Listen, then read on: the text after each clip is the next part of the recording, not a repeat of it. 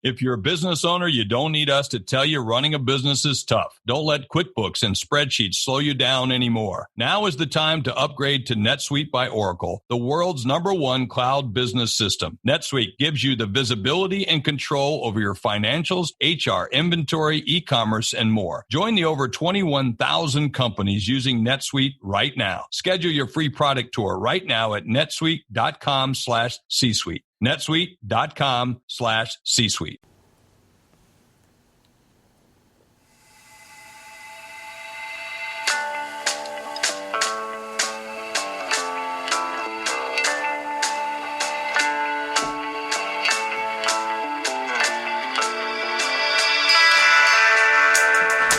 Welcome to the Superhero Homies Podcast. My name is Quentin, and as always, I'm here with the homie Kevin. Hey, good afternoon, everybody, instead of evening, because we actually are recording during the sunlight today, which is a first. It is. This room is so bright. Yeah. Doesn't feel right. It really doesn't. We need black curtains.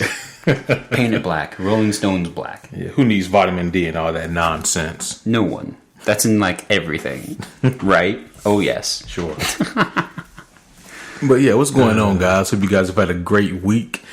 And hopefully you guys are going to enjoy today's podcast. We're going to be talking about Flashpoint. Oh, yes. But one other quick thing before we jump into that, for those of you who actually celebrate this, Happy Easter! Yeah, it's Easter. Yeah. Yep.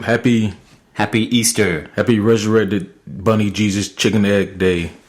Because that's how it goes. If you think about it, it really is a really estranged holiday for us now, but that's not what this podcast is about. Well, most holidays are, but yeah. Yeah. Except birthdays. That's not a holiday. Hey, it's a personal holiday. It's the best kind of holiday. You know, I can't go to my job and be like, hey, listen, I won't be in tomorrow because it's a holiday, my birthday. If your boss likes you enough, you can. Yeah. Yeah. Anyways. But yeah, guys, we're talking about Flashpoint today. Flashpoint is one of my personal favorite stories from DC in the past 10 years. And for good reasons. If you guys have read Flashpoint, then I'm sure you completely understand what I'm talking about. Or even if you haven't read it, I'm sure you maybe seen the animated movie called Flashpoint Paradox. Hopefully, yeah. Mm-hmm. Hopefully this isn't an introductory to a lot of you, because as always, even though it's a comic and not a movie, we are going to be talking about it in great detail, which does mean spoilers ahead. Oh yeah, very much so. Spoilers are just as bigger things for comics as are for movies. Very much so, yeah. Just wanted to communicate with that, yeah. But of course, before we get into that, we got some comic news. Indeed. What's going on in the world of comics and movies and etc.s? So first up, Captain Marvel has an official release date of March 8th, 2019. Whoa. Yeah. Okay. Less than a year now. Yeah, less than a year from now. I'm not sure when Avengers 4 comes out, but it's got to be somewhere around that time frame also. So that's interesting. But on top of that, in the Captain Marvel movie, we're going to see the return of Agent Coulson, Ronan the Accuser, and Korath. So what? Really? Oh yeah. Shit. Yeah, they're coming back. Okay. I mean, now don't get me wrong. These people are still, for all intents and purposes, quote unquote, dead. But Captain Marvel, for those of you who don't know, this movie takes place in the 90s, so it's going to be like a callback type deal. Okay. But they will be in the movie. To what extent, I'm not certain, but yeah. That's interesting. That's a cool move for Marvel to make, to throw back to one of their villains, like Ronan and whatnot. So that's kind of cool. Well, I mean, I guess it makes sense. I mean, because Ronan, he is a Kree, and of course Mar-Vell also fighting in the Kree War. So I mean. No, it makes perfect sense. It's especially since this is set in the past, pre-Guardians of the Galaxy. So sweet. Yeah, here's to hoping that they can, resurrect this character in a good light and have him be, an actual good in-depth character this time around. Exactly. Yeah, I was about to make that note. Someone who has actual depth and not, weird. Yeah. Anyways, I'm assuming and hoping that they get Lee Pace to return for the role, and Jamal Hansu. I'm assuming that he's going to come back for Korath, and of course Agent Coulson. You can't recast Agent Coulson. Yeah, no, he's typecasted. Next up, Dark Phoenix has been pushed back from February. Or I'm sorry, yeah. Yep, it's been pushed back from November. I think this is the first time they've been pushed back. Oh no, I was thinking the other one. You're thinking of New Mutants. Yeah, never mind. Dark Phoenix has been pushed back from November 2nd, 2018 to February 14th, 2019. Oh. Yep. Valentine's Day. Yep. I'm not sure exactly what the reason is. I know that this movie is going through a lot of extensive reshoots, but man, actually, I think this is the second time it's been pushed back because I think it was supposed to come out in.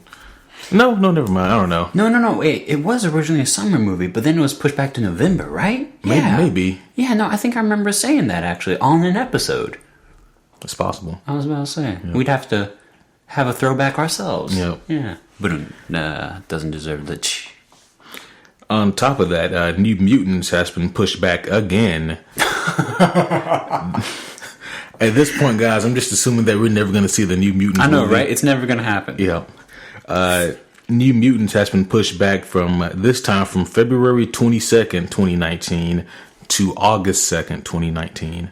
Okay. Yeah. So, Actually, I mean... potential horror movie, that reminds me. Have you heard of John Krasinski's new movie yet? A Quiet Place? Yeah. Yeah? I kind of want to go see that. Yeah, who knows? Could be good. Mm-hmm. I am, at this point, a little worried about New Mutants just because... A movie that goes through this many pushbacks. This many reshoots, and production changes and all that kind of stuff. It never really bodes well.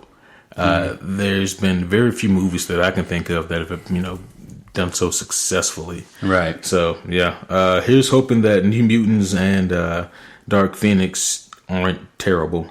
Yeah. So, we've gone from, at the beginning of this year, we were going to have like 8 superhero movies. And now we've dropped 2. Yeah, that's true. That makes it easier for us to review them. All right. Let's see. And next up, I'll go ahead and move this one here, just so it all flows together. But New Mutants, the original ending for it, which they have now reshot, so don't worry, folks. It's not a spoiler because it's not going to happen now, unfortunately. Oh, so what's going to be on the blooper reel? But the original ending for New Mutants included John Hamm as Mr. Sinister. What? Yeah. What? Oh shit, dude! That would have been a badass ending. Awesome. Yeah. Oh my gosh! And then we would have had a great villain to go up to. Right. But then it would have been kind of weird because we already lived through Apocalypse, so whatever. But still. Yeah. Oh man, and then John Hamm's actually a good call for that too. Yeah, he is. That's amazing. Like I never realized how much I wanted to see John Hamm as Mr. Sinister until I read this. Yeah. There's got to be some release eventually, a press release of why the hell they're doing this. Right. Like what's going on behind the curtain, people. Yeah. Because exactly. Like, that's good. That's way good. And you're throwing that away? Right. You better be getting some gold up in this, okay? You won't throw away a silver chalice like that. Exactly. And replace it with some copper shit. But yeah, I was equally excited and upset when I realized that. Yeah, it's an unfortunate bit of news, but I guess, what can you do? Hopefully, hopefully they can salvage it somehow. Right. Because now that people have told me this, I do want to see John Hamm as Mr. Sinister. So now it needs to happen. By you people, he's talking to Hollywood, not our listeners. Yeah, I'm talking to Hollywood. I'm not talking to the homies. I'm talking to Hollywood. Oh, shit. Okay, but moving on here. Mark Miller, who, in my opinion, is one of the greatest comic book writers. Don't roll your eyes at me, guys. Mark Miller is a really good writer. He's written things such as Civil War, Old Man Logan, Superman, Red Sun. He's also the creator of Kingsman and Kick-Ass. He's done a shitload of work for the comic book industry. He says he is now done writing for Marvel and DC. Oh, dude, we're only talking about depressing shit today. Where's some good news? No, the first thing was good. Well, you said it first, and so now it's forgotten. And all of us are like, hey, oh. Yeah, he says he's going to focus on just writing for his own, self-published stuff. Okay. Well, I mean, that's well deserved. Yeah, it is. It is. It's just unfortunate that, Marvel and DC is going to be missing a powerhouse writer now, But I guess what can you do? What kind of stuff did he say he wants to write now? Just like some personal novels or something? Or no, I mean he does his own, like he wants to do stuff for his own publishing company. So okay, yeah. So in other words, like his own comics, essentially. Yeah, cool. Mm-hmm. And I think that actually I got the article here. I'm too lazy to pull it up, but okay. But Netflix, I think he's actually signed a deal with Netflix so that they're actually going to publish some of his stuff. Of course, they can't do Kingsman or Kick-Ass because they're already contractually obligated to other companies in Hollywood. Right. But to some of his other comic book creations, Netflix can grab those up now. Cool. Yeah. I'd be really excited to see that. Oh, yeah. Okay. Next up, in the comic realm, Daredevil, or technically Matt Murdock, he becomes the mayor of New York. What? Yeah. Oh, that's cool. Yeah. That's awesome. It's very cool. So it was Wilson Fisk who was the mayor, and you can imagine how that shit went. I know, right? But I believe what happens is that he gets gravely injured by, who was it? Was it Hydra or the Hand? By someone. But anyways, instead of them appointing like who they had scheduled next up, I guess as mayor, they decided to go with someone completely on the opposite end of the spectrum, and they chose Matt Murdock to be the mayor. Now, what's interesting about this is that as they elect Matt Murdock as the mayor, Daredevil is actually like captive by Kingpin, locked up in like the back of a yeah. So at this point, it's like, well, shit. I did not expect any of this. How do you plan for this? I guess I need to let you go, Daredevil. Yep. Yeah. Cool. Huh. And next up, actually last up, is Marvel fans launch a petition to get Hawkeye included in the trailers and marketing. So this has been like an ongoing thing the past couple of months. Wait, and we're just primarily talking about Infinity War, right? Yeah. Oh, come on, guys. Yeah. There's a reason he's not in it. Let's... Okay. What are your feelings? Well, I agree. Like, there's a reason why he's not in these trailers or any other marketing campaign. Like, he's not getting blackballed or he's not being written out just like that, guys. And if he is, then I'll eat my shirt on this podcast. Yep. I'm picking the shirt. But, I think that there's a reason why. I think that maybe he's going to have a really important role. I know that there's been rumors that he's going to actually be Ronin, not the Accuser people. Right, yeah. Like more like the ninja title of Ronin. Right. The cool ass ninja with his own suit. Yeah. Mm-hmm. There's been rumors of that. So, but I mean, who knows? At this point, guys, we've come this far with Marvel. We just got to trust and believe that they do have their plans and their ducks in a row. So, right. I mean, at this point, I feel like maybe Marvel is thinking that if they show Hawkeye in anything, then that could be like a potential spoiler for something else. Exactly. And we don't need that, guys. So put all the horses back in the stable. Calm your asses down. Exactly. And, speaking of like spoilers and all that, not that there's been any real spoilers, but at this point, it's getting just a little bit ridiculous now. They've released like 2 or 3 other TV spots with like 20-second clips of footage and shit like that. It's just getting out of hand. You're ruining the movie. Oh my gosh. Okay, let's not be that dramatic, Kevin. No, just calm out. Everybody calm down and let's just enjoy all the movie and not, I haven't seen this 20-second segment. Oh, I've seen this one. I know it's about to happen. Oh, come on. Yeah. I feel the same way to a lesser extent. Because at this point, it's like, I really don't need to see it because it's not anything. So it doesn't bother me, but to me it is curious. I guess it's just one of those things where like if you want to see it, there it is. It's not like it's forced down your throat quite so much like the trailers are, because the trailers went viral just like that. These little TV spots here and there, not so much. But that's good. It's just a weird thing. But I mean, I guess what do you do when you have like this movie that probably cost? You block everything on social media, Facebook, Twitter, all of it. Yeah. And then you learn to unblock it after the movie. But, yep, guys, that's going to be it for the comic news of the week. And, of course, now, as always, we have the comic question. Question time. Yeah. All right. Let me find it. Oh, here it is at the top where I have comic questions. Do you write these out? Yeah. How many do you have written out?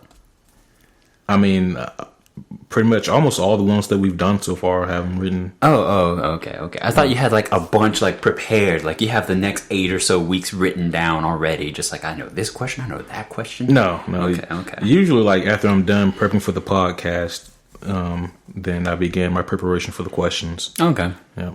Cool. And speaking of that, guys, and I need all of you, including Kevin, to know that this question of the week kicked my ass. Like most times when I'm doing these questions of the week, like they're fun little tidbits of information, most of which I admittedly already know the answer to. So therefore, the research for the question I think up is not that difficult. In this case, however, it was extremely difficult. Right? If I just took this question at face value and didn't think about it, then it maybe wouldn't have been so difficult. But because of just how much there is out there on this particular question, it ruined me. I think preparation for this question took maybe 3 years off my lifespan. I spent nearly the same amount of time on this question as I did on research for the podcast tonight. And I was like, this is ridiculous. What the shit? There were times during preparation for this question, Kevin. I'm glad we're recording. That I almost just say, you know what? Screw it. I'm going with a different question. But then it's like, no, I've come too far. I have to go through with this. And okay. And oh my gosh. I feel like this is the one question that kids took in school where you could do good on the test, fail this one question, and make a 50 on the whole test. You can do perfect on everything else and still walk out with a 50 if you miss this one, it feels like. I mean, you're not helping my confidence level. Hit me. What is it? I'm curious. Okay. So guys, before I say this question, just know that I have excluded a couple names that you guys would probably think of who you would like to add to this list of possibilities here. But just know that I've done extensive research, and out of all the names provided, there is one who stands above all. All right, dadgummit. The question goes as the following, Kevin. Which of the following is the fastest speedster?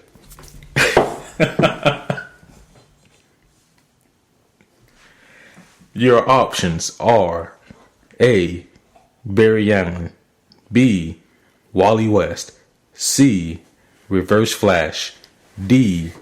Dr. Zoom, E. Savitar.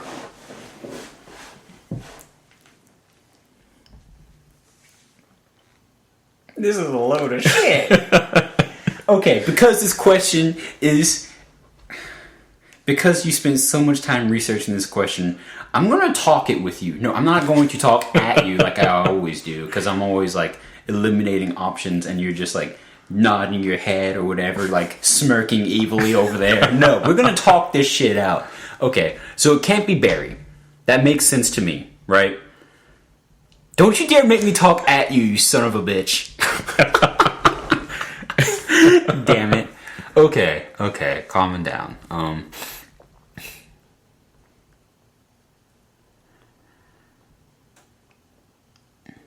I'm feeling like it's one of the evil ones. Would you like a run through of your options again? It's Barry Allen, Wally West, Reverse, Dr. Zoom, and Savitar. Yep. Yeah, no, those are the options. Yeah, I got the list because I can imagine the stats to each one, and I'm just like sitting here imagining it. The only ones that really make me think, well, shit.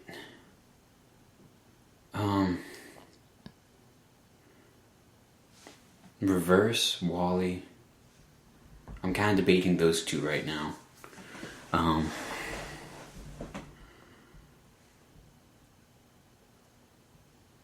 Maybe Savitar. But then, damn you! How did you find the answer? Was it based in a book you found, or? Okay, so I had comics strewn out across my across my sofa. Yeah, I had YouTube pulled up on my TV and Googling shit on my phone, like just everything all at the same time. Because believe it or not, I feel like with this question, the more you learn, then the harder it gets. Because I'm like, oh shit, okay, well shit. That like it's not an easy question to answer. Well, I mean, is there a perfectly true answer then? Yes. Or okay, for now, but who knows what could happen? You know, I mean, shit. Yeah. If you guys want to text me the answer real quick, listeners, I mean, feel free to. You know. And by text, I guess I mean Facebook message or whatever, you know. Yeah, right. Facebook message to the homies. Because, you know, we wouldn't both get that simultaneously. Oh, and by the way, guys, best believe me, I know that regardless of what I present to you as the answer, and regardless of all the hard evidence I show, I know that I'm going to get some pushback, and that is A-okay. Because, trust me. Okay. I was about to say, yeah, you'll definitely have to share some of the sources that you had in development of this question. Yep. I mean, let's go ahead and get it over with. Go ahead and take me out back and whatnot, and you know, make me look at the flowers. But shit. See if you get that reference, people.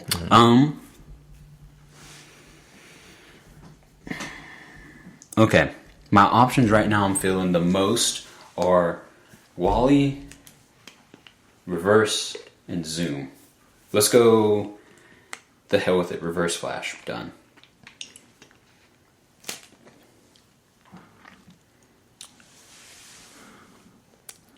Come on, you son of a bitch. Come on. My big bastard friend. What's the answer? The answer is Wally West. You son of a bitch. Oh my gosh. Screw this. All of this. Yeah. I'm throwing something away. I threw it away. Yeah. And this was not an easy thing, man. This was such a complex answer. I even put him up as one of my options. Yeah. Well, you did.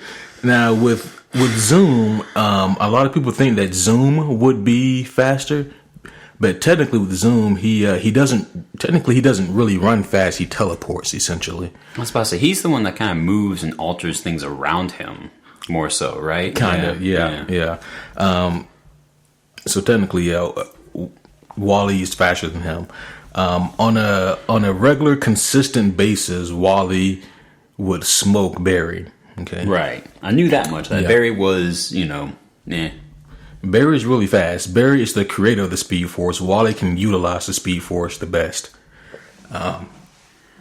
Savitar, even though he calls himself a god, he's not technically a god.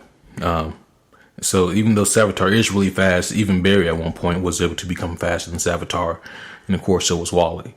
And then we have Reverse Flash. So after close to an hour of researching this question and debating whether or not I should even use it, it came down to Wally West and Reverse Flash. You son of a bitch. It came down to those two and trying to figure out which of these two is faster, because technically, I mean, don't get me wrong, Reverse Flash has no love for Wally, but his real hard on, his real boner is for Barry. Yeah. But the reason that this question was so difficult, especially just between these two, is because Wally utilizes the Speed Force better than anyone, but because of the Speed Force created by Barry, Eobard Thawne, or aka Reverse Flash, is able to use what is called the negative Speed Force, and he's able to draw that energy away from Barry in a sense. And so it creates for a really strange, straightforward paradox of events. Yep. There it is. Yep. But no, essentially though, because of Wally's great masterful use of the Speed Force, he would still be able. He would still be faster than Reverse Flash. So there we have it, people. And if you guys have any questions about that, if you guys even disagree, you know where to hit us up at.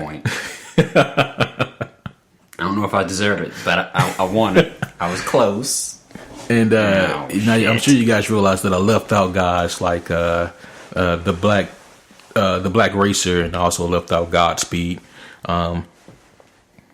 Black Racer, that's just a freaking entity. That's like death personified for speedsters. But technically, Wally has outran the Black Racer. So even if I included him, Wally was faster. And as far as Godspeed goes, that was a huge ass technicality. He's definitely more of the newest speedsters. He's also been referenced as being the fastest speedster ever. However, with recent events in the Flash comics and the Rebirth series, it's also hard to say with Barry and Wally working together to capture Godspeed, and then Wally essentially becoming faster than Godspeed.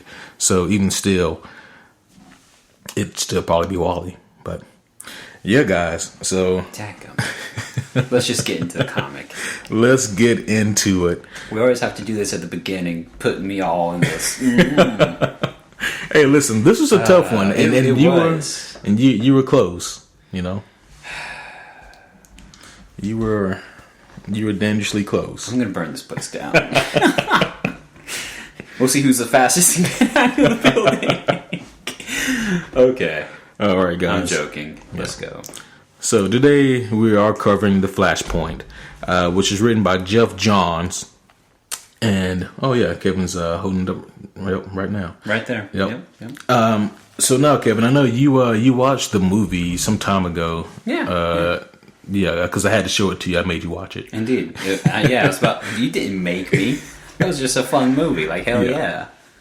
No, I mean made you as in, like, regardless if you wanted to or not, you wouldn't have a choice. Well, luckily I did want to, because I didn't see that dark side of you till now.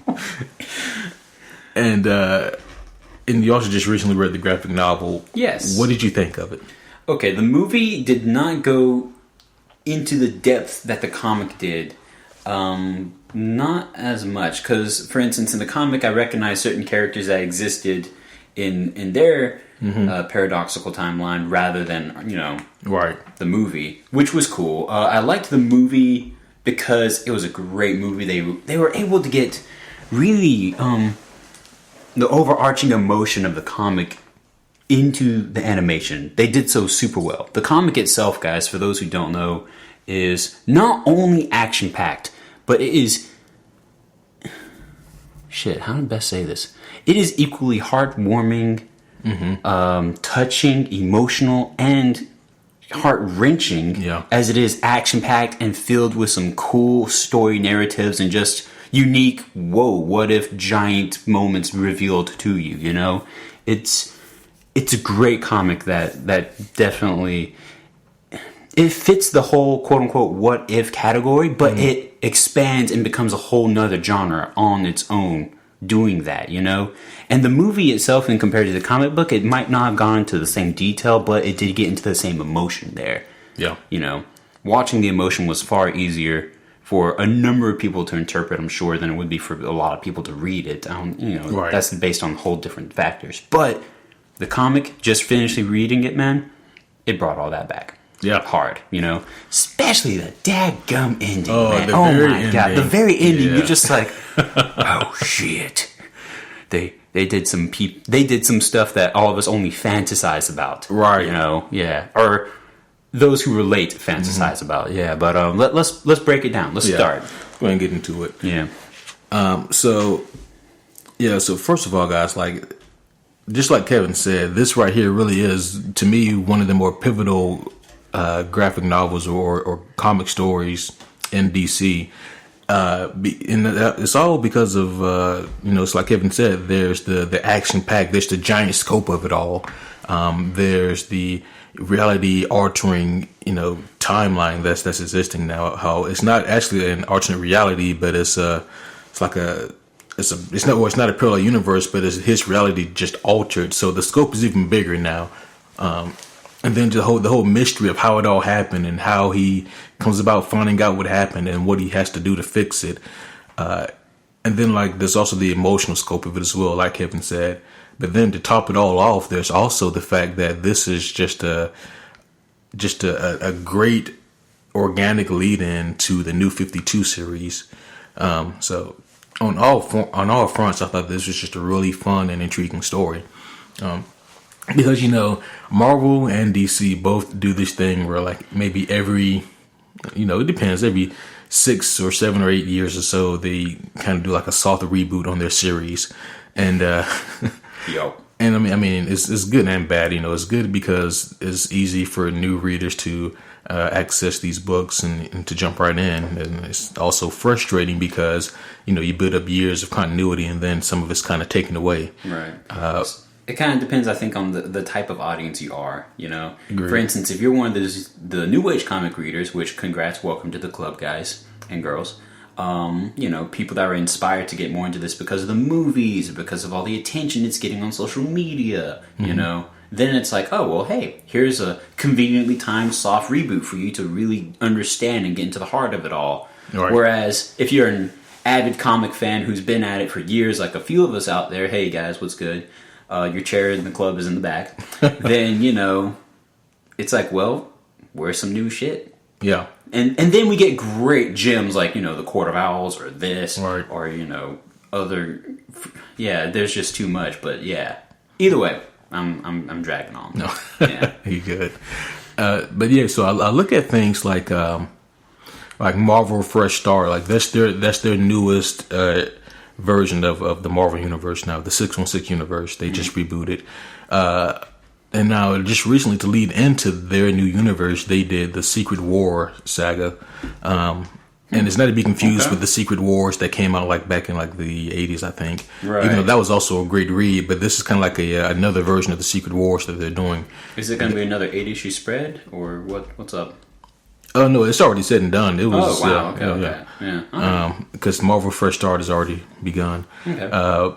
But my point, though, is that they had the Secret Wars to lead into their Fresh Start, which I think was great because, to me, DC has always been better at having their story events lead into their reboot than Marvel has been doing. No, Marvel just kind of...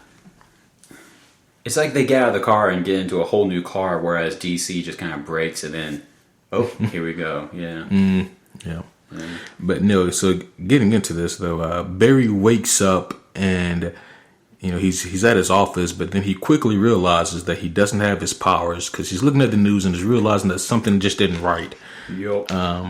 He runs into his mother, Nora, and to his surprise, shock, and awe, his mother is still very much alive now. Yeah, just, you know, kind of old because she's apparently been with him all this time. Mm-hmm. And you can only imagine, like, Flash's, like, surprise, like, his emotions right now. You know, his mother who's been dead for all these years, and now all of a sudden he's turned the corner and he's seeing her, and she's talking like they just spoke the other day, because they did. Yeah. And also equally almost humorous in this point, her surprise, where it's like, are you okay? What's going on? Yeah. No, we're meeting up for lunch. Did you forget? You know? Yeah, you said you're going to take me out for my birthday, remember? Yeah. And Flash is like, no, I don't remember, but something's going on here. Something's not right. But it's great though already that they've given us this world that's familiar but different. You know, because in this universe now, Captain Cold, he's like the hero of Central City. You know, yeah. Which whenever I first started reading, I didn't remember that detail, whether or not it was even in the movie, because it's been some time since I watched that. So reading it, I had to keep going, and then it's like, what? Go back and kind of just go through it again and be like, okay. Okay. I was a one universe mind at the point. Yeah. You know? Yeah. Oh, yeah. Yeah. The Justice League has unformed, and there's no Superman in sight. So Barry knows that some shit's going on. And I love what Barry decides to do. He's like, this shit is all fucked up. I need to go find Batman. Yep. Exactly. Yeah. Who's good at solving problems? Batman. Yep. The timeline's completely changed. I don't know what happened. I need to go find Batman. Time to go find the one guy who is one of the best who doesn't have any powers. Yep. But what do you think about Barry's position at this point? Like, what would you do if you woke up and found yourself in his position? Okay, I agree with this step, and then the next step I would have been really, really wonky with here. So step one here we just introduced being that he said, okay, where are these other heroes at? Where's this person, this person, this person, this person? And his mom's like, who are the hell are these people? They don't exist. Who's Superman? Are you making this up? Literally, in the comic, it's spaced, super-man. But anyways, no. In this case, he brings up Batman. She's like, oh, well, of course I've heard of him. Yeah. And there he is on the next panel. But no, I would have gladly said, let's go find him too. Yeah. And then the step after that, which we're about to talk about, I would have been like, whoa, wait a minute. But let's get there. Yeah. So we go to Gotham City, and Batman is looking for the Joker. He throws a criminal off the roof. Whatever her name was, some yo-yo criminal. Yeah, I think it was Yo-Yo. Yeah. And, fortunately, Cyborg is there. And what's interesting about Cyborg is that in this universe, Cyborg, he's like the Superman of this world. He's like the world police. Like, he's the one that pretty much the government and people look to. Right. And I think that was super cool that they gave Cyborg that position. Batman, he agrees to meet with Cyborg and a group of superheroes to discuss the escalating war between the Amazons and the Atlanteans. Because things have gone to shit with this war going on. So Wonder Woman and Aquaman, they are not seeing eye to eye. Yeah. And they started this whole big ass war. Like freaking Aquaman, he's sunken like the entire western seaboard of Europe. Yep, and there it is. And Wonder Woman and the Amazons, they've taken the British Isles and called it the New Themyscira. So they're just conquering shit. Like the world is their battlefield, and like everybody who's dying is just a casualty of war. Exactly, it's a world war where no country's involved, but everybody's screwed, right? Equally, Yeah, exactly. I was really intrigued when I was first reading this and saw that they had this war going on. And I was like, oh shit, well, I wonder what's causing it here. And then when we finally get there, Dad comes Barry Mom. When we finally get to, that cause, it was super cool to see. But let's see, nothing comes of this meeting here because Batman is looking at like all these quote unquote heroes and then, people that have come together that Cyborg has brought here. And, they're all willing to join this battle as long as Batman is game. And that was funny to me too. Yeah. Like all of them are just like, yeah, I'll join. Look over the room. Is Batman raising his hand? Yeah. Oh, he didn't raise? I'm sorry, I retract. Yeah, can't do it. Sorry. I take back my previous vote. I do not agree with this notion. I don't know who you are. Good day, sir. But no, Batman's not feeling it, man. Batman's like, you have these group of morons, essentially. Yeah. Batman's not really having it. So nothing comes of the meeting. But like I said, I thought it was like super cool and interesting that they look to Batman as like they all revere him. Oh yeah. And it's interesting it doesn't because matter which universe it is. What were you about to say? I interrupted. I'm sorry. No, it's just that it's interesting because, of course, guys, this Batman is not Bruce; it's Thomas Wayne. Dun, dun, dun. But it's super intriguing that Thomas and Bruce, even though they have a lot of things that are not in common, the few things they do have in common are very striking. Like, for example, they both realize that, of course, they don't have any powers, so they both use their minds to overcome a lot of things and to create this mystique about them. Because part of the reason that this group of heroes really wanted to follow Batman was because they all heard like these urban legends about him and like these stories and these myths. Mm-hmm. And kind of like how Batman is in the mainstream DC universe. These legends and urban myths have brought him up so daggone much that in the comic book, if you remember details here, they literally describe him as the invincible Batman in one or two panels. And you're just kind of like, damn, guys, what do I need to do to get so much lore behind me? Yeah. Oh, yeah. But let's see. I am curious about one thing. What's that? A quick pause button. Yeah. So, in these universes, right, two separate things, our boy, Bruce Batman, became Batman because of a fear of bats. Yeah. And then he overcame that, thus became the representation of fear. You get it. Yeah. What made Thomas decide to become Batman? What made him want to be Batman, but with pointy shoulders? Like, what's going on there? Yeah, so I don't know for a fact, but what I can surmise is that he knows Thomas is driven completely by the death of his son. And one of the last things that Thomas did with his son was, of course, rescue him from, falling down in a pit, cave full of bats, and seeing his son's fear, and then telling his son, essentially that it's going to be okay. It's okay to be afraid, but it's how you handle the fear. And I think that maybe, that was part of his inspiration. Okay, I can see that. That makes a good origin story. I'll call it canon. All right. But, because I thought about the same thing, too. Like, I wonder what caused him to... Right, because they both went for bats, which is cool as shit, but what, Yeah. So, cool. Okay. Let's see. What were your thoughts here on the war so far between the Atlanteans and the Amazons? Okay, first, from a reader's perspective, I loved the fact that this universe, everything that was tweaked was essentially exactly the same ingredient we're so used to from our universe, right? From our storylines, our comics that we've known and read, but with slight imaginative differences that still make them their whole separate character. For instance, whenever we had the group meeting and we saw all of these teenage kids, my original question, who the hell are these teenage kids? And why are they up in my book? Yeah. And all of a sudden it's like, oh, this grouping is the entity of their Shazam, which is Captain Thunder. Thunder, which is like, that's such a horrible name. Shazam was so much cooler, but I'll roll with it.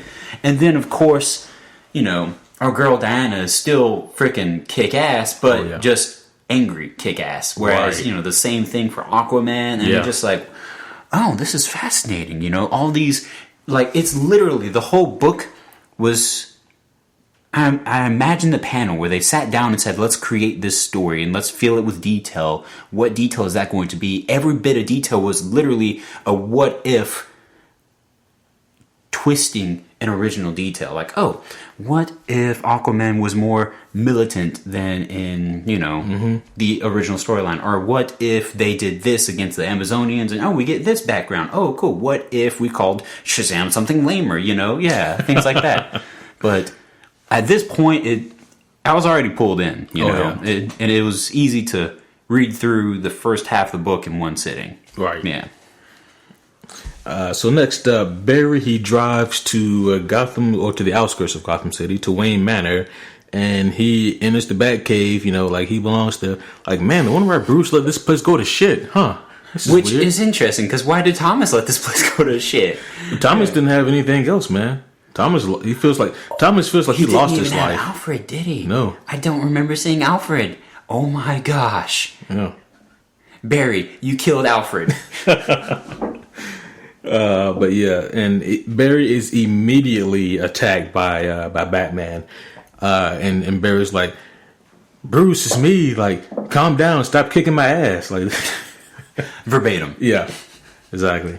But then he discovers that that's not Bruce, that's Thomas. And he finds out that Bruce is the one that died that night, and Martha went insane. And Thomas became the Batman. I really wish we could have seen a glimpse of that, dude. Yeah. Martha Joker. Marthker.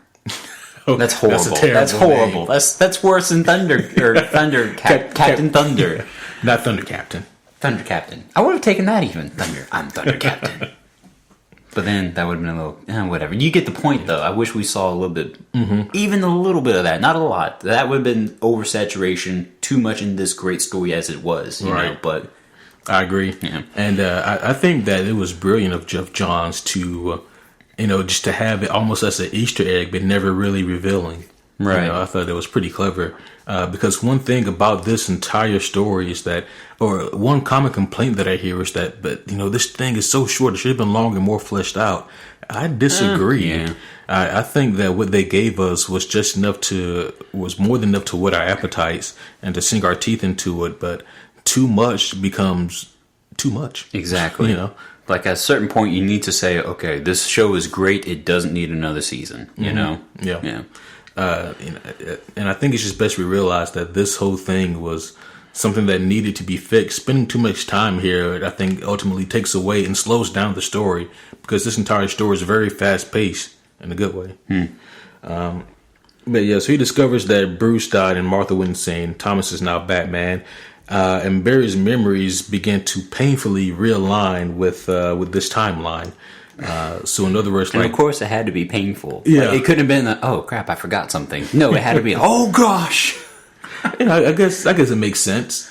Yeah, I mean, like, just from a if storytelling someone- point. Yeah. Yeah, I mean, because we don't know, of course, the science behind this. Like, if memories could actually be altered like that. Well, look at even at Bucky. Like, when he gets his memories erased, it's just painful. Yeah, true. Yeah. True. Yeah. Yeah. Damn you, comics. Yeah. Yeah. So he realizes that this is an alternate reality and it's not a parallel dimension. And so basically, guys, what that means is that it's not that he's traveled to another dimension. It means that this is his world, but it's been changed. So yeah, so now that makes it a whole lot worse, because it's not like a matter of him traveling to his timeline. This is a matter of him having to fix this timeline so that it becomes what it once was. And so I think that really just adds to the stakes of the matter. Yeah. But he really gets to Thomas when he tells him about Bruce, and you know, of course, that really gets to Thomas. And if it wasn't for, you know, this tidbit, then Thomas, I think, would have even killed Barry. Who knows? There's no maybe about it. I mean, remember, he threw Yo-Yo Chick off the building with, like, no regret. Just like, she slipped and fell. Yeah. She slipped and fell, Batman. Really? She slipped through your hands as you made her fall after throwing her. You heard me. Are we gonna have a problem, Cyborg? Stop this, Batman. Yeah. No, Barry would have been gone. Oh, yeah. But yeah, Barry convinces Thomas to help him, and Thomas is like, "You're insane, but why not? Worst case scenario is that you're just insane. You know, best case scenario is you're right, and we can fix this." So with Thomas's help, Barry attempts to recreate the accident that gave him his powers. This is the point where I'm just like, well, shit. I mean, I agree with it. If you have any hope and prayer of going back to your reality where you already had powers and you're smart enough to recreate that, then sure, go for it. But my ass would have been like, okay, what's the easiest way possible to recreate my powers so I don't have to freaking become Frankenstein's monster here, you know? Yeah. But let's go into that first, I guess, and then flesh it out more. What would it? I mean, so one thing that really leads to, I think, what can be considered an irrational decision by Barry is that as he's trying to convince Thomas at first, he shows him the Flash ring, and then out pops the Flash suit, but it's not his suit. It's Eobard Thawne's suit. It's Reverse Flash's suit. Where did the ring come from? What's your theory on that? Because in the book, let me show you real quick. Because they're basically having an altercation. He and Batman, Thomas. Yeah. They're Thomas is about to throw down against Barry. Yeah. And all of a sudden, the ding, ding, ding, ding, like the ring just appears. Where did it come from? Was that Reverse Flash just kind of running by? Yeah. Okay, that's some bullshit. Reverse. I mean, because for a while I'm just like, oh, this magic ass ring just, you know. Nope, that was like they might as well hit a question mark box and it just popped out of the top, you know. But I'm done. Yeah, no, that was definitely Reverse Flash. Yeah, see? Yep. Yeah. Ding, ding, ding, ding. Mm-hmm. But yeah, okay. So, never mind. Let's keep going. Yeah. Okay. But yeah, so this leads him to think that, oh shit, Reverse Flash has done this. He's the reason why everything's so turned upside down, and so yeah, that leads him to think, I got to get my powers back. That's the only way that I stand a chance of catching Reverse Flash, literally, is if I get my powers. And so they attempt this, and it does not work. It does not work at all. Barry gets struck by lightning, set on fire. Thomas puts him out. Fortunately for Barry, Thomas is a doctor. Yeah, it's true. Had he not been, I don't know what happens to Barry here. Yeah. So let me ask you this, Kevin. At this point in the story, did you think that it was Reverse Flash that had caused all this bullshit? At this point, no. No? I wasn't aware of it, even though I watched the movie. No. In the comic, I read up to this point, and it was just kind of like another big question mark. Because a good story doesn't reveal all of its cards at the beginning. You know, It slowly reveals it through great detail and organized, chapters of what you want to reveal and what part of the story comes next, right? Naturally. Yep. And at this point, we also just finished, by the way, the secret agent Trevor trying to get away from the Amazonians, and we're about to come up on that now. Oh okay. But no, at this point, it was another what? How the hell did this happen here? Where he's got the Reverse Flash costume. Oh, what? Is he Reverse Flash here? What's going on? You know, it was just like okay, here's another thing that I'm going to chalk up to Please Tell Me Eventually book. Yeah. So the problem with me, as far as answering this particular question, is, and I promise that this is going to tie in and make sense, guys. Okay. I don't typically collect comics. I collect graphic novels and trade paperbacks because I like to read a story all in one sitting. Versus, you don't wait for no monthly printout. Yeah, essentially. And don't get me wrong, guys. Like, for all you homies out there who collect comics, that's mad respect. Because, I don't blame you. And patience. Yeah. Well, because it's essential like this. When you wait for the trade paperback to come out, that's the same thing as waiting for a season of television to finish and then watching it when it comes out on Blu-ray. It's the same thing. So that's essentially what I'm doing here. So don't get me wrong, for all you guys who read comics, it does make more sense as to what you guys do. Okay. Cool comparison, yeah. Yeah. But he also collects Blu-rays, people. I do. And the reason I bring this whole thing up is that when I first read this story, I didn't read it until early 2013, and of course the graphic novel or the story came out in comic form originally in 2011. So by the time that I finally gotten this thing and read it in graphic novel form, everyone had already talked about it to such an extent that a lot of this was already revealed to me. But as I got to this point in the story, when I finally read it for the first time, I realized that I guess had I been reading the story as it was being, released to the public, I think I would have been ready to believe that it was Reverse Flash, just another way for him to screw with Barry. I would have thought, because my question at this point wouldn't have been, was it Reverse Flash? My question would have been, okay, what the hell did Reverse Flash do to gain enough power to do this? And that's what I thought would have been the big, revealing secret. But no, yeah. Either way, though, I thought this was a very, very clever misdirect and a very good storytelling technique.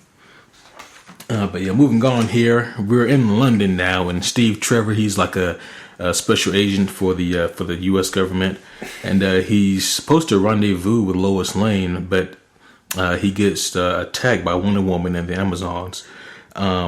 He gets lassoed by that damn lasso of truth, and then he's forced to explain that Lois Lane had been gathering intel on the Amazons for Cyborg, and yes, it's still Wonder Woman wielding the lasso. Oh yeah, so we're just weaving through these what ifs again. All these beautiful similarities and parallelisms between our universe and this reality. Mm-hmm. Yeah.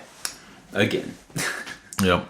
And poor Trevor, like I wonder, like if Trevor from the main timeline has seen this shit, Oh my gosh. Yeah. I was about to make a joke, but you haven't said it yet, so yeah, I'll wait till you say it. Am I gonna say it? I would hope so. Yeah. Oh. Yeah. Okay, because I'm pretty much just moving on here. Yeah. Next, okay. Oh, well, never mind then. Shit. It's like, imagine if they could for somehow plug in a old school VCR tape recording of this part of this reality, this big other one, where all of a sudden one woman, lassos Trevor, gets the information, and he's talking about Lois Lane, this and that, she's beautiful, all this bull crap. Right. And then all of a sudden, she kills him. Yeah. And it's like, you killed me! You said specifically that you would never kill me. And now look what you did. Look at you right there. I'm dead. That's you. And that's me dead. I mean, they never show it, but they kind of do show it. Yeah. We can pretty much assume that. Trevor's ass is grass. Yeah. Yeah. But yeah, see. So next up, the president, he informed Cyborg that Steve was ambushed, and that there's a traitor amongst the group of heroes that Cyborg got together for that meeting, and so Cyborg needs to be on the lookout. And then at the same time as he's leaving, we see freaking Element Woman sneaking around. That's another damn misdirect. But at this point, though, I had read enough with Element Woman in different stories to realize that I don't think that she's a traitor. She's just crazy. Yeah, that's kind of the vibe I was catching too. I mean, she kept talking about juice boxes. Like, what the hell? Where do you put that? Like, do you have a pouch? Maybe. Do you have a cooler off panel or something here? I mean, whatever. Oh yeah. I kind of want a juice box now. Yeah. But at this point, did you have like any kind of idea as to who the traitor would be? The traitor here? Yeah. I mean, it was too easy for my brain to say, oh, it was just Element Woman being crazy as shit, whatever. But that's too easy to get to. And people, if a detail of a story is that easy to jump to, more than half of the time, it's a bad story. This was not a bad story. Up to this point was freaking great. So it's like, okay, that's too obvious. In other words, let's see what the hell they give me next. What's going to be revealed? Who will become the traitor here? Right. Yeah. Yeah, at this point, I didn't really know who the traitor would be either. Right. I was just thinking about it. I was like, I don't know. Because there were a lot of heroes there. I was like, I don't think that is the Shazam kids. Because all those kids, even in this universe, they're all still pretty pure of heart. And I don't think they do that. I would hate that. What's that? Think about it. You're blessed with a superpower, okay? And it's a kick-ass power. You can transform into this god. Yeah. And no, not a mere superhero, a god-level superhero, okay? With the powers of multiple gods. Exactly. But you can only do so with 4 other bastards. Like, you can't do it by yourself. You got nothing. You can't do nothing. You're still Q by yourself, But then you got to go meet up with your other crew here to become him. It's like, I'm sorry. To me, that's just like hey, congrats, you win the lotto jackpot. Here are the taxes. Whatever. But that's my rant. Yeah. Let's see. Barry, he finally gets his powers after a second attempt. And, this really just goes to show that Thomas really has like no regard for Barry's life. Like, I'm only doing this on the slim chance that you're not crazy and that you're right about my son and this whole timeline. Yeah. Well, he had some regard for him, like saying, look, if you try this again, you're probably not going to make it, dude, right? Like, but letting him know, at least communicating that, hey, you are going to die if you do this again. You sure you want to keep going, Right. Yeah. I mean, but if the shoe was on the other foot, Bruce wouldn't do it a second time. True. Bruce would have stopped him and made him stop. Yep. Good point. Yeah. Let's see. He, at this point, Flash, he believes that Thawne has caused the Flashpoint to prevent the Justice League from ever forming, which is a damn good idea. Yeah. I mean, that's kind of a cool runoff side effect here, but yeah. Yeah, it is. Because the really cool thing about Thawne and why he's such a great and compelling villain is because, I don't want to spoil anything here, but up until this point, he needs Barry. Because without Barry, without Barry ever becoming the Flash, then there's no Thawne, there's no Reverse Flash. So, like, this evil, twisted psychopath needs Barry. So, like, in that sense, Barry never really has to worry about, Thawne trying to find a way to kill him, because then there'd be no Thawne. But, like, the really cool and compelling thing here, though, is that Thawne always finds a way to fuck with Barry. Exactly. And, like, finds, like, weird ways to get what he wants. And this is, I can definitely imagine Barry thinking that this is just one of those things that Thawne is doing to piss me off, and to just get what he wants. Because if there's no Justice League, then shit, maybe Thawne can just do whatever he wants. Especially if there's no Justice League and if Barry never gets his powers. The problem is, though, what Barry's not thinking about, though, is that if Barry does not have his powers, then how does Thawne still have his powers? Yeah, that's true. That's true. But I think that Barry's maybe just too emotional to come to that, that conclusion. Yeah, no, at this point, He's not exactly tunnel visioned, but he's short sighted right now. He's like, I need to find Thawne. Whatever the hell's going on, it's because of him. Right. That's essentially what he's thinking. Yeah. Let's see. Next up, Flash, Batman, and Cyborg. They decide that they're going to work together. Oh, he does get his power back, by the way. Yeah, he does. Yeah, I said that. He gets his powers after, I didn't remember. Yeah, after a second attempt. In case we didn't spoil that yet. Yeah. But yeah, so Flash, Batman, and Cyborg, they decide to work together to help stop this damn war, because this war is going to destroy everything if it continues to escalate. I mean, poor Europe, Yeah, no, Europe's already kind of boned. Yeah. If you're one of the homies out there in Europe and this Flashpoint thing happened, then I'm sorry, guys. Yeah. Let's see. Dang. Flash convinces them that, hey, we need to find this guy named Superman. He's got to be around here somewhere. He's got to still be alive. And Cyborg, with his security clearance with the government and all that, is able to get the access that they need to find and rescue what is known as Project Superman. And which was a convenient name. Oh, yeah. Just saying. They find and rescue a very weakened Superman, and as soon as they get him outside, like, he immediately flies away, which I laugh every time I read that. Because Barry's like, all right, guys, we finally got Superman. We got him. He's going to be the one that helps us. He's gone. And he doesn't come back at all. No. Yeah, he does. He does? No. Sure he does. Yeah, no, he really does. Yeah. We've already spoiled too much, his ass comes back. Yep. But in this moment, everyone's like, oh shit, Barry, you lied to us. Like, this is your secret weapon, Barry. This is what you had planned.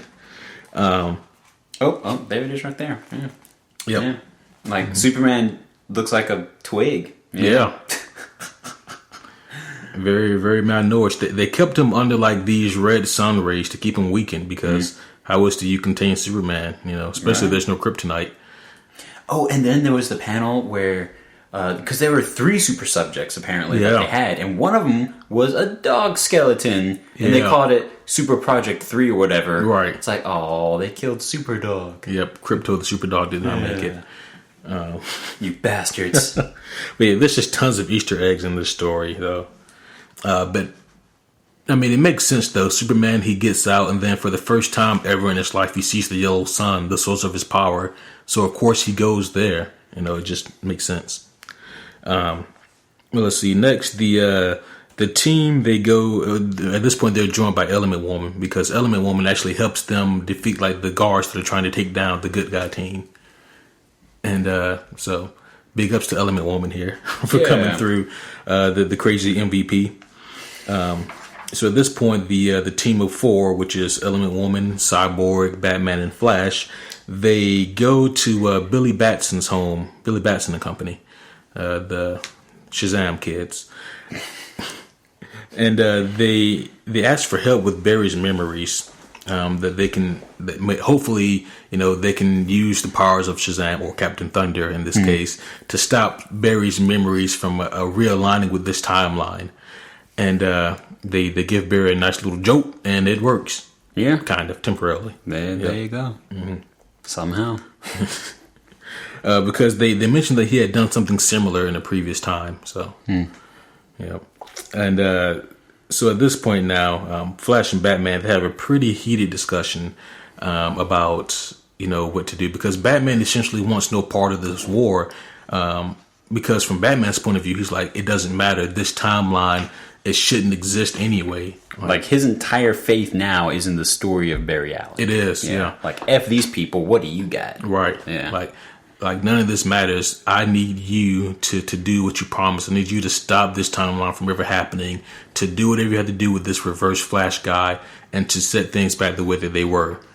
But Flash being the altruistic person that he is, like, we have to help stop this war still, though, because there will be no Earball Thawne. I won't be able to catch him. He's going to run away if the world is free, if this world is destroyed. So but Batman, he finally agrees to work with them, and now at this point, the whole crew, they head to New Themyscira, which is the old British Isles. Yep. Sorry again, you guys. Yeah. But now they have this. They finally get there, and then they have this big battle. And big ups to the Shazam kids, as I call them, because they all pulled it together, and they were all definitely afraid of Wonder Woman because of what she did to Shazam in their last meeting that we don't get to see in this graphic novel. But she cut him pretty good. But now they pull it together, man, and Shazam starts kicking some ass. Yeah, and it was a pretty fun thing to see here. But so at this point, there's like the big climactic battle that's happening here. There's there's people kicking all kinds of ass here, and Shazam is doing a really good job until we are finally revealed as to who the traitor is. Yeah, it was freaking Enchantress, of course. Yep. But also we get a big reveal as to how the war started. Yes. Yeah, so one thing that I found fascinating, because that was my big question, like what the hell happened? Because they were super peaceful people. There's no way that Barry's mom was the cause of the war. Like, that doesn't make sense. No, instead, Aquaman's wife attempted to murder our girl, Princess Diana, and then all of a sudden, she defends herself, as she does so well all the time, and then kills Mira? Yep. Thank you, Mira. So let's take it a step back even further. Oh, sure, yeah. So the Amazons and the Atlanteans, they were going to have like this giant peace treaty and work together, and everything was going great. But at this point, Aquaman and Wonder Woman realized that they had feelings for each other, and so they started hooking up. Mira finds out, and she is none too happy about it, and so that causes her to attack Wonder Woman. Okay, that's where the assassination attempt happened. Thus, she defends herself and steals her helmet, which is super badass. Yeah, she cuts her head off and steals her helmet. Yeah. So, where'd you get that? The prequel detail there from? Like, does it?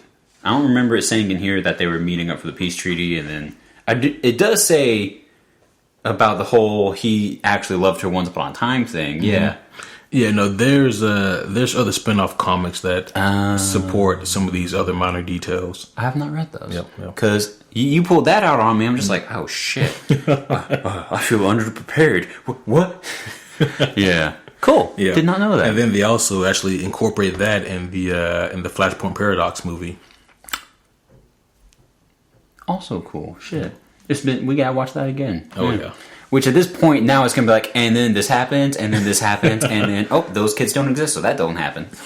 Yeah. Let's see.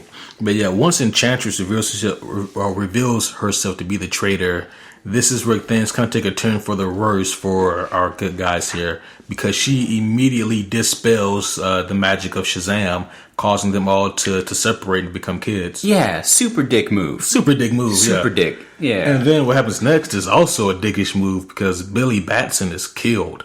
Yeah. Like, oh shit, you guys you killed Billy. No mercy. None whatsoever.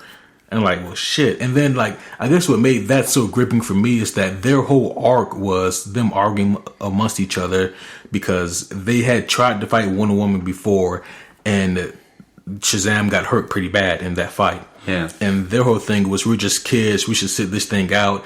But then, they decided they know, like, we can help. Yeah, we should. Yeah, we have this power. We should help, guys. We need to do this. And then in the end, like, poor Billy, man, he gets it. He gets killed. And then that's the thing about this story, man. Is that, like, it's not like a super lighthearted story. There's a lot of shit going on here. Oh yeah, Yeah. Well, let's see. At this point, here at the very end of the graphic novel, essentially, is where we really first see Reverse Flash. And I really like this guy as a villain, man. He's a really fun villain. He is. He's equal part psychotic as he is ingenious, because they always draw him, it feels like, with like a great evil smile, right? But not like I'm a cocky ass bastard evil smile. More like I'm kind of crazy and loose in the head evil smile, Yeah, it makes sense because I guess if you time travel as much as he does, then it probably mess you up in some way, which he can get away with because he's a paradox. Yeah. Like, he can exist in whatever timeline he wants, and it doesn't change or mess up anything unless he, wants to. Right. Yeah. And especially now, because he explains to Barry that all this is your fault. I had nothing to do with this, Barry. And at this point, he reveals to Barry that Barry, in a fit of frustration and emotion, that one day Barry, he decided to go back in time to save his mother. And that caused this all to happen.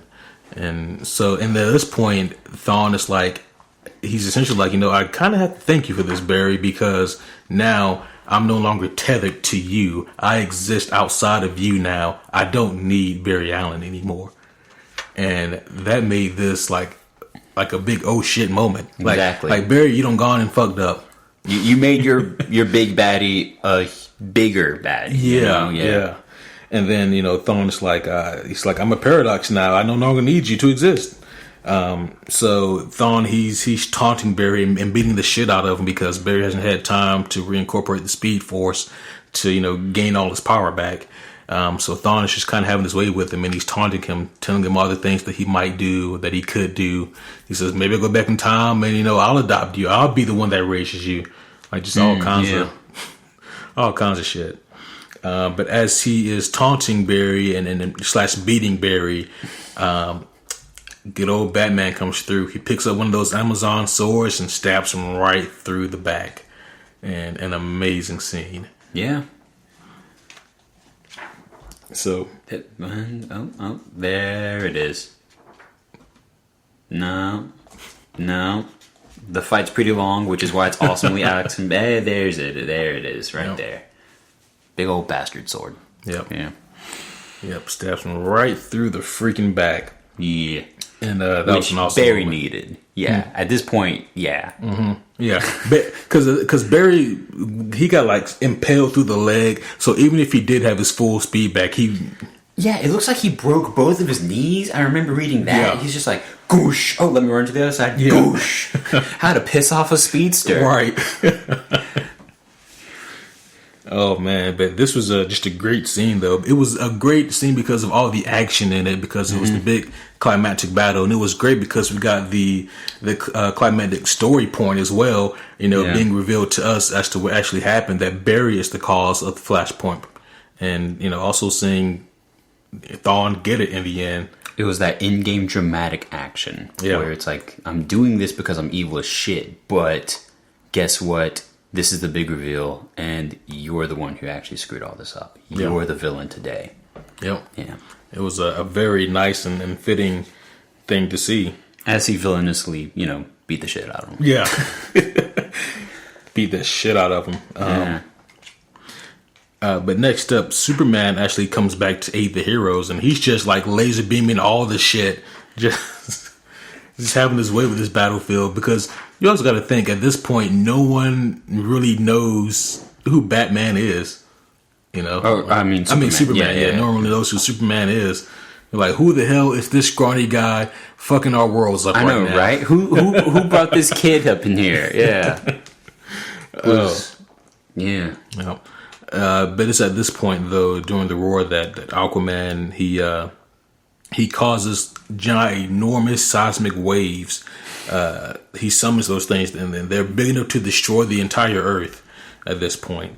And fortunately, at this point, Barry, he knows how to pinpoint what caused the Flashpoint, so now he can go back and fix it.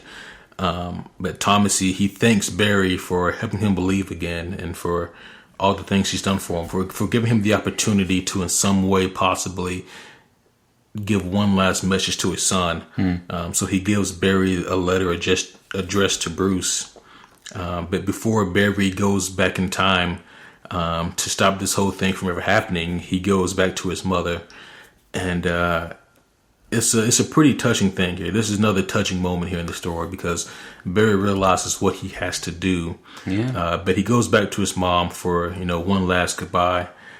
And I'm glad they put this in here, because it would have been weird for Barry not to seize this opportunity to say goodbye to his mother in some way. Right. Like, it's fitting. Yeah. Yeah. Yeah. He goes back to her, and he explains the whole scenario to her, and Which, kudos to her, by the way. One, for recognizing her son in costume. Mm-hmm. Why the hell are you wearing red pajamas, Barry? And then 2, for just being like, oh. Mm-hmm. I guess you're not crazy. I guess you're telling the truth. Yeah. Yeah. Mm-hmm. Yeah. But they have a tearful goodbye, and at this point, Barry he runs back. He's able to enter the time stream, and he stops himself from stopping Thawne from killing his mother, which they drew out very interestingly, because he's literally running in the timeline. Chasing himself, about to throw down with himself, saying, no, you have to stop. Yeah. Don't do the shit you want to do. Right. Yeah. Me. Yeah. Yeah. Yep. And so he stops himself, but as he's running on the timeline, something interesting happens. He sees 3 different timelines. That I wanted to ask you about. Yeah. Go ahead and say what you want to say, and then I'll break into the conversation there. Yeah. He sees these 3 different timelines that all look familiar, but not. And so he's like, what is this? He hears and sees like this cloaked figure, who we find out in the New 52 is actually Pandora. And Pandora's telling Barry that there's an impending doom here, and that all 3 of these different timelines that he sees are going to have to form and merge to become one, to fight this impending doom, or this impending threat. And so these 3 different timelines that we see that come together, they are New Earth, which is the mainstream DC universe. Okay. Vertigo, which of course I'm sure you guys are familiar with Vertigo comics, and then Wildstorm comics. That's where like Grifter and all those guys come from. And so hence why we saw them in this story too. Yep. Yeah. And so all that comes together to form the New 52. Okay.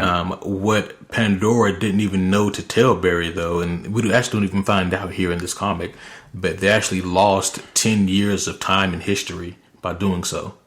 Which is why in the New 52 everyone is a little bit younger than what we're used to. That explains a little bit of that too then, because I knew that this was a project helping to lead us into the New 52.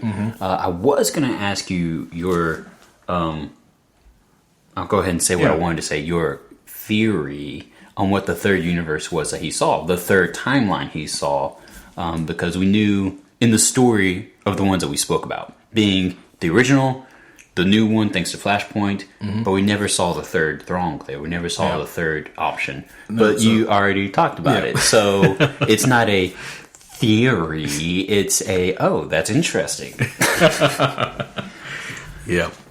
Question answered. Oh, yeah. Yeah. But so I thought that was just a really cool and clever way to tie all that together. And then, also the question that we now have to ask, which we may already have the answer to, is what is the impending threat that Pandora was talking about to Barry? What's the impending threat, the eventual dark side anti-Monitor war that ends the New 52? Was it a certain omnipotent blue giant doctor who's named after a famous borough in New York? All right, dadgum you. Was it? I know you're trying to be loose, but be looser. But no, it's still interesting though, because I'm still not certain what Pandora was referring to as the impending doom, and I feel kind of bad now because I've read the entire New 52 on Justice League, so I should know this answer. I think it is the Anti-Monitor Darkseid War. I think that's what she's referring to. Which overall dooming arch can we pick from here? Which day-ending, world-breaking bullshit is it? Oh man. But Barry wakes up in a similar position as to where he started this whole mess at his desk, and he immediately goes to Bruce. And what I really love about this is that he goes to Bruce not necessarily with the intention to give him the letter at first, because he goes to Bruce to just kind of talk and relate. To make sure that everything's back. Yeah, to make sure that everything's back and to tell Bruce everything that's happened here. I think that really shows a lot about like his trust of Bruce, like how much he respects him. And also on a strange, almost writer's level, very much on a writer's level, how much Bruce was involved in the story without making an appearance until the very end of it. Yeah. Yeah. Also very true. But then, like, as Barry is relating the story to Bruce, he remembers, oh, that reminds me, I need to give you something. Yeah. And Bruce is like, well, what is it? And Barry just kind of hands it to him, and Bruce sees what it is, and he reads from it and realizes that this is a letter written from his dad. Yeah. And that causes him to tear up pretty bad. Tears of joy at that. And I actually do have. I was going to say, either you're pulling it up or me. One of us is reading it, but you got it. Cool. Yep. The Thomas Wayne letter that he wrote to Bruce says, "Dear son, there is only one thing I know about life. I know some things happen by chance and some things happen because we make them happen. Barry Allen was a man haunted by his past, but when he became the Flash, he left the ghost behind. He found love, a family, friends. Barry thought yesterday was behind him, but somebody wouldn't let him escape it. When Barry came to me for help, I turned him away. I'm not the hero of this story. I'm a man who's been corrupted by his own unbearable pain. I'm a man who has too much blood on his hands to be called good. I'm a man who had nothing to live for until the day I met the Flash. The first time I met Barry Allen, I nearly killed him. Like I said, I'm not the hero of the story. Love always, your father, Thomas Wayne." Yep. So that was the letter that Thomas wrote to Bruce. Yeah. What do you think that Thomas wanted Bruce to take away from that?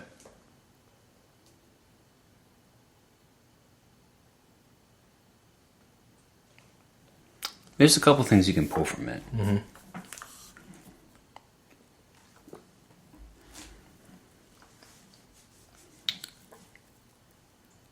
Thomas, being as wise and as smart as he is in his own universe, probably realized that there's a reason Flash trusted and befriended Batman as much as he did in his universe, that Batman being his son, right?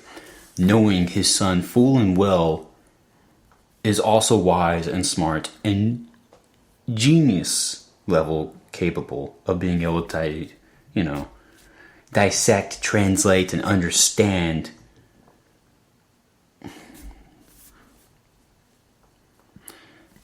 the language he uses in the letter isn't straightforward.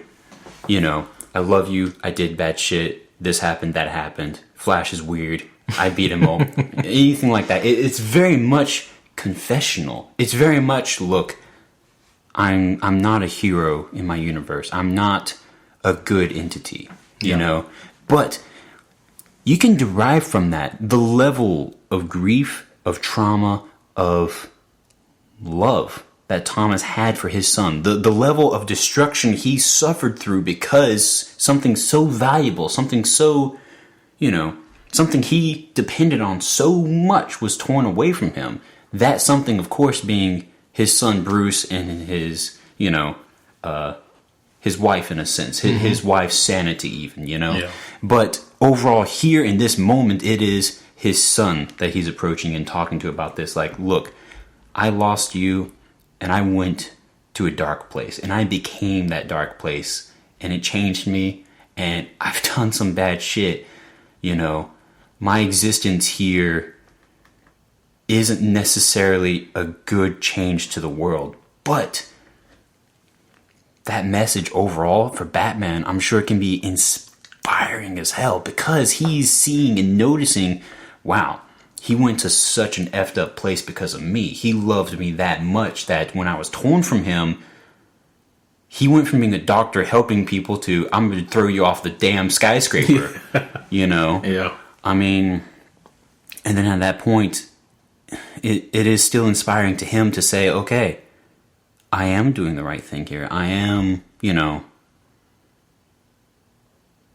I'm holding the legacy of my family to the best that I can while still being a hero without crossing over to that dark side of me throwing people off skyscrapers, without me beating the shit out of other people to, a fraction of a life, without Batman becoming that dark place as well.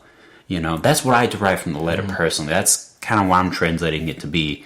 But then it's still that strange miracle connection where it's like, what do you say in those windows, that frame of seconds, which unfortunately can only exist in fantasy, to where you can talk to someone you knew existed but doesn't, but does in this other timeline. Right? It's such a strange field. It's a very thick, just web-filled field. It's just a weird, dramatic, heavy situation, man. Yeah, what do you take from it? So Thomas obviously knew about his son being Batman. It's easy to assume that Barry told him about this, about his son. It's easy just for Thomas to even deduce that on his own merits. Right. And I think that what Thomas wanted his son to know above all else was that, of course, he loved him. He put that in the letter in so many words. But I think he also wanted his son to know that, look, Barry had a traumatic experience.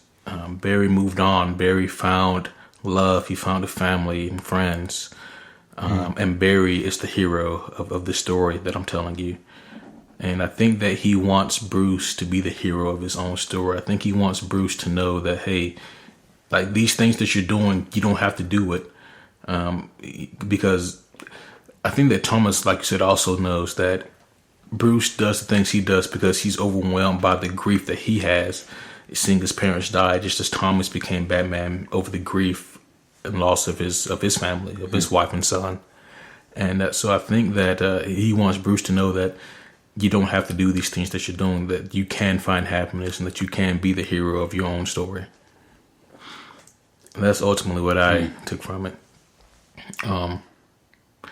Spoiler alert, guys, they do actually meet later on. Did you get my letter? Yes, Dad, I got your letter. Okay, good. I wanted to make sure this is the timeline where you got it. But I was actually, just really quick, it's in the button where those two meet. Of course, I'm sure you guys are familiar with the button. So it's another really big and cool story arc featuring Barry Allen and Batman, Bruce Wayne Batman. But no, long story short, as I was reading this, I was first really concerned about them having Bruce and Thomas meet, because I was thinking that they weren't going to be able to live up to like the hype that meeting would have. I was thinking that maybe they wouldn't be able to stick the landing on that. But suffice to say, I'll just leave it at this, but it is a really cool and really intriguing meeting that they have. And it's really well done. And I applaud them for actually sticking the landing on that meeting and having that be something really special and deep. But yeah, Kevin, so overall, what do you think about the Flashpoint Paradox or Flashpoint? I'm glad it doesn't exist. Because that world is some shit. In the back of the graphic novel that you have, your edition, they actually gave us a world map. And a good quarter of it belongs to the Amazonians and the Atlanteans, man. Yeah. I mean, and that's the part they conquered. That's not talking about, the freaking waters of the world. Technically, Aquaman owns all of that shit. Yeah, no, he technically, owns most of the rent building here that we are just renting out as human beings. But no, it's some shit, dude. I mean, overall, it's a fascinating story, and like I said earlier, it is a bunch of what ifs sewn together beautifully into this great detail, great emotional story. I'm really glad we have a cooler Shazam. That's one thing. I'm also glad that we get Hal Jordan, because he was in this story too. We didn't talk about him too much, but he's only in a couple panels. Yeah, one as a pilot and two as a dead pilot. Yeah. And now here's the funny thing about this is that for those of you who don't know, I'm a big Green Lantern fan, specifically Hal Jordan. Like, that's my Green Lantern. And you would think that I would be a little upset about how they use him here, but I'm not, because to me this shows just the scope and magnitude of the story. Like in Flashpoint, he's not Green Lantern. Abin Sur, I don't think he ever crash landed and died. Actually, Abin Sur's still alive. But what was really great about this, though, is that he, as a pilot, still overcomes his fear, still tries to do what he thinks is right. And just, I mean, seeing him die, you think that it'd be like, oh, really? He's one and done like that? But no, like I said, I think it just really adds to the scope and magnitude of the story, what they're trying to tell us here. Yeah. Oh, yeah.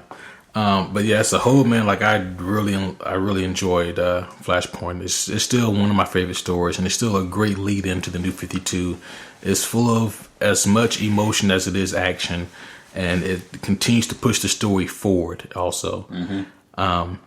Now, real quick, I want to talk about Flashpoint and the CW series.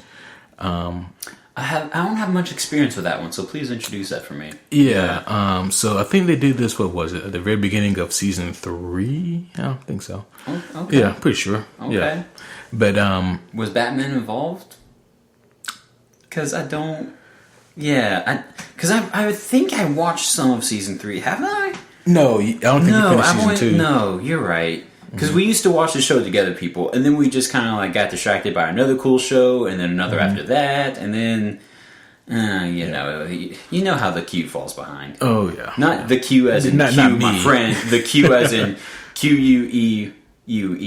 Yeah, that weird word. That word. But no, it's funny because about a year ago, I was talking to one of my homeboys, and it's funny actually that this all kind of ties together.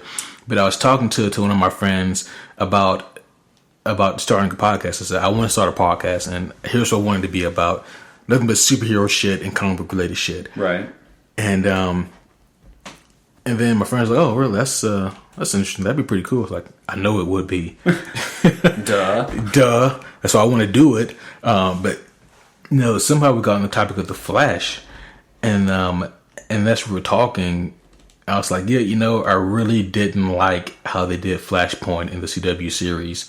It was extremely underwhelming, and they could have called it anything but Flashpoint, and it would have been just as fine. Right. But to my friend, he thought it was great, just because like he has no experience with like actual Flashpoint or Flashpoint Paradox, and I'm like, if you knew what you were missing, then you would be just as upset as I am. Right. You realize that they gave you a cupcake, and you're happy about that damn thing when there's a huge tapestry, 3-layered cake behind it.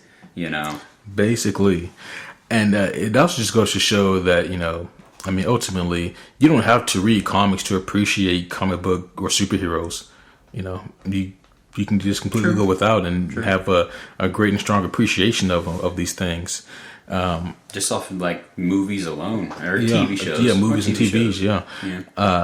But to me, it was just underwhelming, because he kept calling this event Flashpoint. All he did, he went back in time, and yes, he stopped his mother from dying.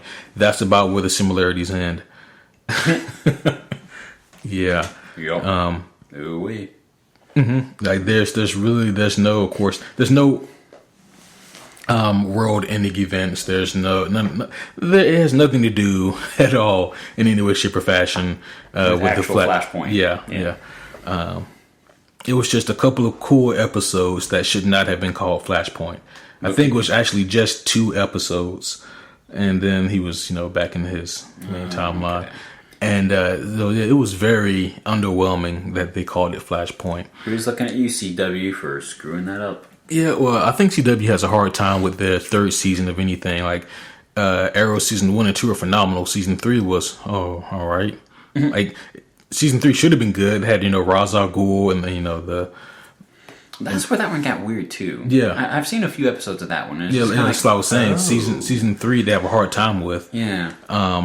They almost try to Batman the Green Arrow a little bit.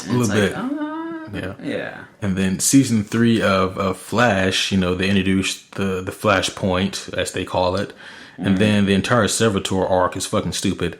I was like, who's writing this shit? Like, honestly, this is just bad. But anyways, I'm not here to trash the CW. I was about to say, we were very complimentary all day. We were. Yeah. But of course, it wouldn't be a podcast if we didn't trash something. Consider something thoroughly trashed, then. Yeah. Indeed. Yeah. I did finish season 3 of Flash way back when, and I was extremely underwhelmed by it.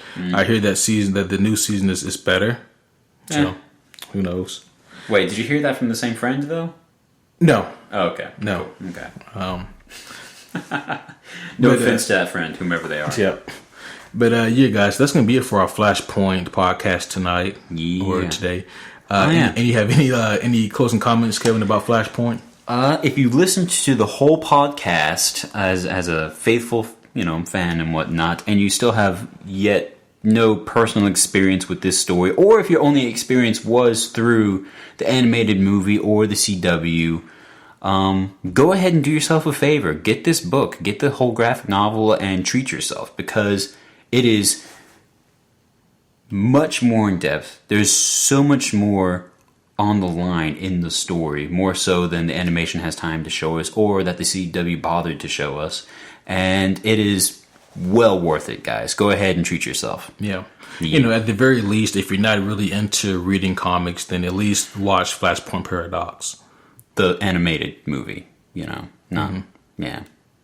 The animated movie is called Flashpoint Paradox. Exactly. That's the only one that's called Flashpoint Paradox. No, I'm just really emphasizing which movie we're talking about here. Yeah. No, not the episode and the Flash TV show. Thank you. Yeah. Because you made that just sound awesome. All kinds of amazing. Ooh-wee. He just time traveled. That's all it was. So. Which is okay, whatever. But yes, that's all I got.